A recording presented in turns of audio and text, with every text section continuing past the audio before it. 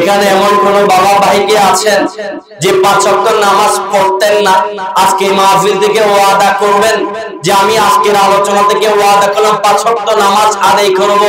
এরকম কোন মুরব্বি কোন যুবক ভাই কি আছে মজলিসে? এমন ভাই কি আছে? মাশাআল্লাহ, দুই ভাই হাত তুলেছে। দেখেন, এখানে কাউকে দেখানোর জন্য হাত তুলবো এটা কোনো ব্যাপার না। এখানে সবাই নামাজ পড়বেন, এটা আমরা সবাই জানি। এখানে সবাই নামাজ পড়বে না, অনেকেই 5 ওয়াক্ত পড়বে, অনেকে জুমাবার একদিন পড়বে, অনেকে ঈদের দিন ঈদের নামাজ পড়বে, আবার অনেকে শুধু মা বাবা মারা গেলে জানাজা পড়বে। এরা সবাই তো নামাজি, কিন্তু 5 ওয়াক্ত নামাজি হওয়াটা একটা কঠিন ব্যাপার। কথা বলেন ঠিক কিনা? আমরা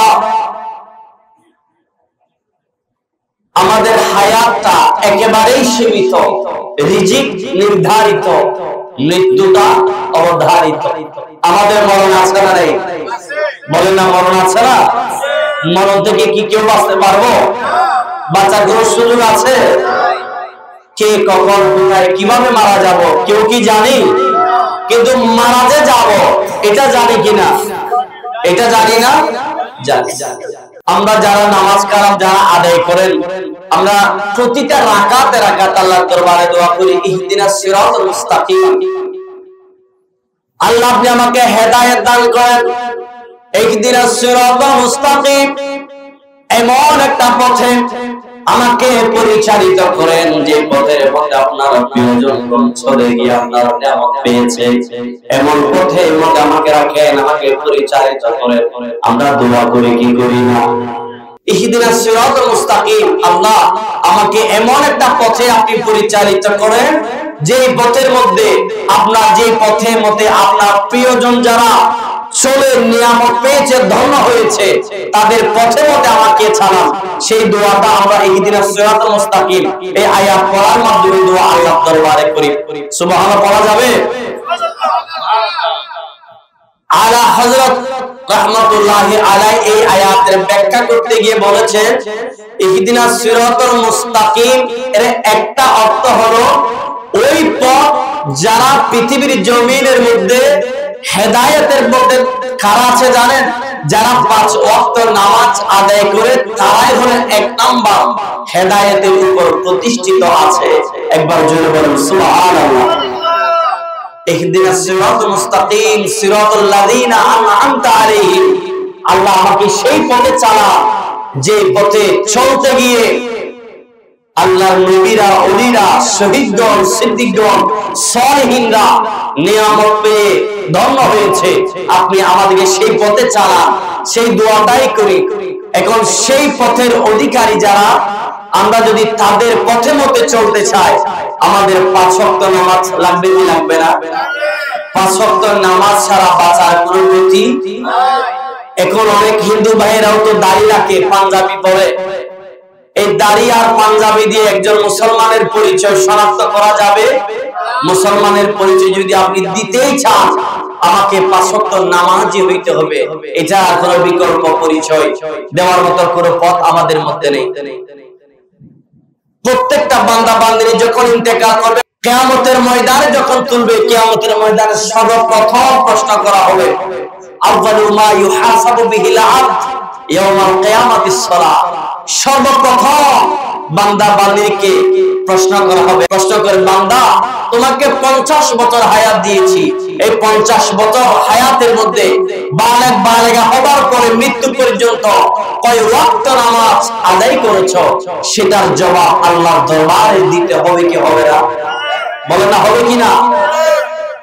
1 নাম্বার নামাজের হিসাব আল্লাহর হাবিব সাল্লাল্লাহু আলাইহি সাল্লাম বলেন, কিয়ামতের ময়দানে 50,000 জায়গা আছে। কয় হাজার? ওই 50,000 প্রত্যেকটা জায়গায় জায়গায় আল্লাহ প্রশ্ন করবেন। যতক্ষণ পর্যন্ত 50,000 জায়গায় 50,000 প্রশ্নের উত্তর বান্দা বান্দিনী দিতে পারবে না, ততক্ষণ পর্যন্ত আল্লাহর সামনে থেকে কোন বান্দা বান্দিনী সামনের দিকে যাওয়া সম্ভব হবে না। প্রত্যেকটা প্রশ্নের জবাব যতক্ষণ পর্যন্ত বান্দা দিবে না, ততক্ষণ পর্যন্ত আল্লাহর পাকড়াও থেকে কেউ ছাড় পাবে না। এমন কোন বান্দা আছে কিনা আল্লাহই জানে, যেই বান্দা বান্দিনী ওই 50,000 প্রশ্নের জবাবগুলো দিয়ে আল্লাহ প্রশ্নের জবাবগুলো দিয়ে জান্নাতে যেতে পারবে, এমন কোন বান্দা বান্দিনী আছে কিনা আমাদের জমি আল্লাহ পাকি ভালো জানেন। তবে যারা আল্লাহ নেককার বান্দা, যারা ফরজগার বান্দা, যারা আল্লাহ নেককার ফরজগার আবেদন সালেহান শাকিরা, নিশ্চিত বা বিশ্বাস করি তারা আল্লাহর প্রশ্নের জবাব করে দিয়ে তারাই আল্লাহর জান্নাতের মেহমান হয়ে যাবে। বলুন সুবহানাল্লাহ।